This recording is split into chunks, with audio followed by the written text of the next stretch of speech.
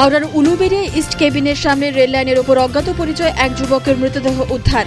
প্রাথমিক তদন্তে অনুমান অন্যত্র খুন করে দেহটি ফেলে রাখা হয়। রেল পুলিশ দেহটিকে উদ্ধার করে ময়নাতদন্তে পাঠায়।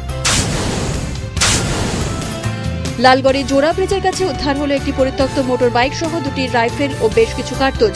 যৌথ বাহিনীর দাবি, গোপন সূত্রে খবর পেয়ে অস্ত্রগুলো উদ্ধার করে পুলিশ। দক্ষিণ দিনাজপুরের বালুরঘাট থেকে হিলি পর্যন্ত রেলপথ সম্প্রসারণ প্রকল্পে জমিহারা কৃষকরা জেলা শাসকের দপ্তরের সামনে বিক্ষোভ দেখাতে থাকেন।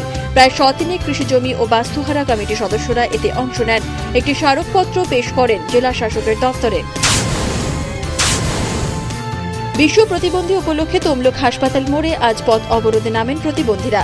প্রত্যেক প্রতিবন্ধীর পরিচয়পত্র, ভাতা সহ 4 দফা দাবিতে তাদের এই অবরোধ। প্রায় 100 প্রতিবন্ধী এতে অংশ নেন। অন্ডালের উখরায় কেরিয়ার গ্রোথ সম্পর্কিত একটি আলোচনার সভার আয়োজন করে ইসিএল। আলোচনা সভায় রাষ্ট্রায়ত্ত সংস্থায় মহিলা কর্মীদের ভূমিকা নিয়ে আলোচনা হয়। প্রতি মহিলা কর্মীদের পুরস্কার প্রদান করা হয়।